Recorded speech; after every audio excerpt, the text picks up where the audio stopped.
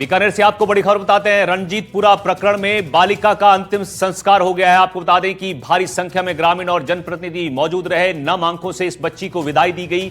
गांव में शोक और गम का माहौल है। आपको बता दें कि 8वीं क्लास की छात्रा थी जिसका शव मिला था, एग्जाम देने जा रही थी और उसके बाद यहां पर ग्रामीण धरने पर बैठे थे। पोस्टमार्टम अब जाकर किया है, जब एक शख्स को गिरफ्तार किया है उसके बाद पोस्टमार्टम किया गया और अब यहां पर नम आंखों से इस बच्ची को विदाई दी गई है। इस बच्ची का अंतिम संस्कार किया गया है। भारी संख्या में यहां पर ग्रामीण भी मौजूद रहे, जनप्रतिनिधि भी मौजूद रहे और अब जो आरोपी पकड़ा है उससे पूछताछ जो है पुलिस कर रही है। ये 8वीं क्लास की छात्रा थी जो घर से एग्जाम देने के लिए निकली थी, लेकिन ये स्कूल नहीं पहुंची। उसके बाद इसकी पड़ताल शुरू होती है तो इसकी डेड बॉडी मिलती है। उधर दौसा में सैनी समाज विधानसभा का घेराव करने जा रहा है। 11 सूत्रीय मांगों को लेकर विधानसभा का घेराव किया जाएगा। दौसा के सिकराय में सैनी समाज की बैठक में यह फैसला लिया गया है। सभी प्रतिष्ठान बंद रखकर जयपुर पहुंचने का निर्णय लिया गया है। आपको बता दें 25 फरवरी को विधानसभा का घेराव करेगा सैनी समाज। हजारों लोग बसों के जरिए जयपुर के लिए रवाना होंगे।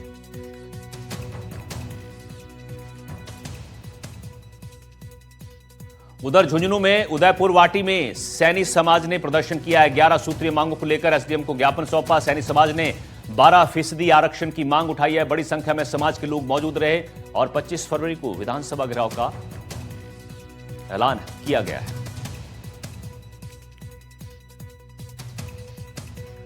तो बड़ी खबर आपको बता रहे हैं, सैनी समाज की बैठक हुई है और प्रदर्शन भी किया है। ये तय किया गया है कि सैनी समाज जो है अपनी 11 सूत्रीय मांगों को लेकर विधानसभा का घेराव करेगा। रविंद्र हमारे सहयोगी हमारे साथ जुड़ गए हैं। रविंद्र, बड़ी संख्या में सैनी समाज के लोग इकट्ठा हुए, बैठकें कर रहे हैं, प्रदर्शन कर रहे हैं। अब जयपुर कूच की तैयारी है, विधानसभा घेराव की तैयारी है। कितने बजे निकलेंगे लोग, कितनी तादाद में निकल रहे हैं आपके यहां से? जी बिल्कुल, उदयपुर वाटी उपखंड कार्यालय के बाहर जो सैनी समाज, माली, कुशवाहा समाज के लोगों ने विरोध प्रदर्शन किया है। इस दौरान नारेबाजी करते हुए समाज के प्रतिनिधियों ने 11 सूत्री मांगों को लेकर अधिकारी जो वहाँ पे उपखंड अधिकारी है सुमन सोनल को मुख्यमंत्री के नाम ज्ञापन सौंपा है। ज्ञापन में समाज के प्रतिनिधियों ने मांग की है कि सरकार उनकी समस्याओं पर तुरंत संज्ञान ले। अगर संज्ञान नहीं लिया जाता है तो बड़ी संख्या में सैनी समाज के लोग हैं वह प्रदर्शन करेंगे। इस समाज के प्रतिनिधियों ने सैनी, माली, कुशवाहा, साक्य, मौर्य और सुमन समाज के 12% आरक्षण देने की मांग उठाई है। इसके अलावा जो महात्मा ज्योतिराव फुले बोर्ड है उसे पर्याप्त वित्तीय सहायता उपलब्ध करवाने की मांग उन्होंने रखी है। तो साथ में ही इन्होंने समाज के प्रतिनिधियों ने बताया कि 25 फरवरी को विधानसभा का घेराव भी किया जाएगा। जी ठीक है, बहुत बहुत शुक्रिया आपका इस जानकारी। उधर बीकानेर में चारणवाला नहर में कटाव हो गया है। आसपास के किसानों में हड़कंप है। आरडी 19 पर करीब 200 मीटर का कटाव देखा गया है। कटाव के चलते किसानों के खेत जलमग्न हो गए। खेत में खड़ी जीरे की फसल को भारी नुकसान पहुंच रहा है। घटना से क्षेत्र के हजारों किसान प्रभावित हैं। ग्रामीणों ने नहर की मरम्मत की मांग उठाई है। तो ये तस्वीरें आपको दिखा रहे हैं। बीकानेर से चारणवाला नहर में कटाव हो गया है जिससे खेतों में पानी घुसना शुरू हो गया है और हजारों किसान प्रभावित हैं। और जो होदी बनी हुई है उसमें पानी रिसाव कर रहा है। तो तुरंत ही एक्शन साहब मौके पे आ गए थे 5 बजे ही सुबह, और उसमें मौके पे आने पे देखा है कि खाड़ा तो पूरा डैमेज होके टूट गया और वो होदी तुरंत ही गिर गई। बाड़मेर से बड़ी खबर आपको बताते हैं। स्कूल से छात्र के अपहरण और मारपीट का मामला सामने आया। स्थानीय लोगों में स्कूल प्रशासन के खिलाफ आक्रोश देखा गया। ग्रामीणों ने शिक्षकों की भूमिका पर सवाल उठाए हैं, ज्ञापन सौंपे हैं। शिक्षकों के खिलाफ कार्रवाई की मांग की गई है। परीक्षा कक्षा से बदमाशों ने छात्र का अपहरण किया था। अपहरण कर बेरहमी से मारपीट कर हाथ पैर तोड़े थे। अपहरण का वीडियो सोशल मीडिया पर वायरल हुआ था। मौके पर मौजूद शिक्षकों ने नहीं किया था विरोध। बिजराड़ थाना क्षेत्र के जैसार गांव का मामला है।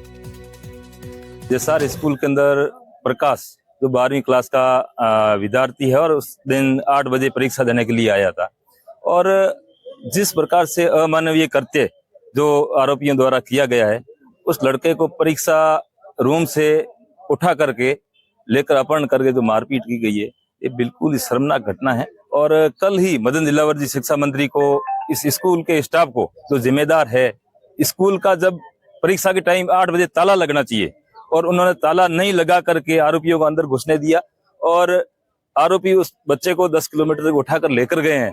ये बड़ी शर्मनाक घटना है। और उधर बारा में अवैध पटाखा फैक्ट्री का बड़ा खुलासा हुआ है। आरडी ब्रदर्स ने ये फैक्ट्री लगाई थी। हरदा पटाखा फैक्ट्री हादसे के बाद इस फैक्ट्री को लगाया गया था। मजदूरों की जान जोखिम में डालकर यहां पटाखे बनाए जा रहे थे। सेफ्टी का कोई ध्यान नहीं रखा गया। हरदा फैक्ट्री से आरडी ब्रदर्स यहां सप्लाई लेते थे। देश भर में कर रहे थे पटाखे सप्लाई। आपको बता दें, मध्य प्रदेश हरदा पटाखा फैक्ट्री हादसे के बाद आरडी ब्रदर्स ने अपने शहर बारा में शुरू की थी अवैध पटाखा फैक्ट्री और मजदूरों की जान जोखिम में डालकर यहां पर काम किया जा रहा था। सेफ्टी का कोई ध्यान नहीं रखा गया था। हरदा फैक्ट्री से आतिशबाजी की सप्लाई दी जाती थी। जैसे ही वहां फैक्ट्री जली, यहां चोरी छिपे पटाखे बनाकर देश भर में ये पटाखे सप्लाई कर रहे थे। नोटों का लालच इतना, आबादी क्षेत्र का भी ध्यान नहीं रखा गया। कानून को जेब में रखकर इकट्ठा कर रखा था विस्फोटक का जखीरा।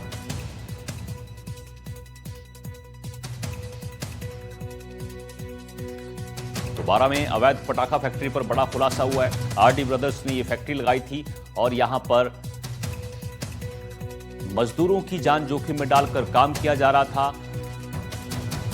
सेफ्टी का ध्यान नहीं रखा गया था और गैर कानूनी तरीके से यहां पर यह काम किया जा रहा था। राजस्थान के बारा शहर में अवैध पटाखा फैक्ट्री का जो पकड़ी गई है, संयुक्त कार्रवाई प्रशासन की और पुलिस प्रशासन की जो संयुक्त ज्वाइंट सर्वे जो कार्रवाई रही, उसके बाद से खंडेलवाल ब्रदर्स की जो आरडी ब्रदर्स है, रमेश और दिनेश खंडेलवाल, इनके जो मंसूबे जो शुरू हुए वो मध्य प्रदेश की हरदा पटाखा फैक्ट्री में जो ब्लास्ट हुआ और 13 लोग की जानें वहाँ गई थी, उसके बाद से इस फैक्ट्री का जन्म इन्होंने यहाँ बारा में किया। मंसूबे पाले लोगों की जान खतरे में डालने के और 3 दुकानों के अंदर इन्होंने फैक्ट्री अवैध तरीके से शुरू की। इनके पास सिर्फ स्टोर और सेल्स का लाइसेंस था। उसकी आड़ में इन्होंने 3 दुकानों का गोदाम जो सड़क किनारे है, मंडोला गांव में अटूर रोड पर, बारा शहर से 4-5 किलोमीटर दूर है। ये खंडेलवाल जी पटाखे वाले हैं। इन लोगों ने ये पटाखा फैक्ट्री चालू की और इसका जो 2 साल से इसका खेल जो है, मंसूबे जो पालते हुए इन्होंने चालू किए, अवैध रूप से जहाँ पटाखा फैक्ट्री चालू की। आप दिखा सकते हैं यहाँ पर अभी ये सील किया हुआ है। अनुसंधान जो है वो जारी है। जब्ती की कार्रवाई जो है वो कंप्लीट हो चुकी है। बारा पुलिस ने 20 फरवरी को जिला प्रशासन, नगर परिषद प्रशासन, तमाम जो एजेंसियां हैं जिले प्रशासन की, उन्होंने यहाँ पर छापेमारी कार्रवाई की। जो स्थानीय लोग हैं उनकी शिकायत पर ये पूरा भंडाफोड़ जो है अवैध पटाखा फैक्ट्री का हुआ। अगर यहाँ कोई हादसा होता तो लोगों की जाने जा सकती थी, ऐसी आशंका जो है प्रशासन ने इस कार्रवाई को करते हुए जताई है। और जो तस्वीरें हैं ये वही गोदाम है 3 दुकानों का, जहां पर बड़ी मात्रा में विस्फोटक सामग्री बनाने की मिली है। पुलिस को जो है जांच में पोटेशियम नाइट्रेट मिला है, सल्फर, चारकोल पाउडर मिला है, एल्यूमिनियम पाउडर मिला है, नीला तोता मिला है, मिश्रित विस्फोटक पदार्थ फास्फेट और कट्टे में भरे मिले हैं जो बड़े खतरनाक होते हैं। और पुलिस जो यहाँ पर अभी भी तैनात है। पुलिस का ये कहना है कि अब समय जो जिस तरह से अनुसंधान चल रहा है, इसका जो जब्ती की गई है विस्फोटक सामग्री, तो उस विस्फोटक सामग्री का डिस्पोजल किस तरह से किया जाएगा, जो नियम कायदे हैं, एक साइलेंट बना के इसको अन्यत्र ऐसी स्थान पर ले जाकर या तो इसको डिस्पोजल किया जाएगा, क्योंकि बड़ा खतरनाक विस्फोटक सामग्री भी यहाँ पर कट्टों में भरे मिले हैं। ये पूरा जो भंडार है इसको सीज किया हुआ है। तो जब्ती की कार्रवाई कंप्लीट पुलिस ने कर ली है। 2 लोगों को इसमें गिरफ्तार किया गया है, अभिषेक और महेश को, और जो आरडी ब्रदर्स है रमेश और दिनेश, फिलहाल पुलिस की गिरफ्त से बाहर है। पुलिस सवाल ये उठ रहा है कि पुलिस ने अब तक उन लोगों को क्यों गिरफ्तार नहीं किया।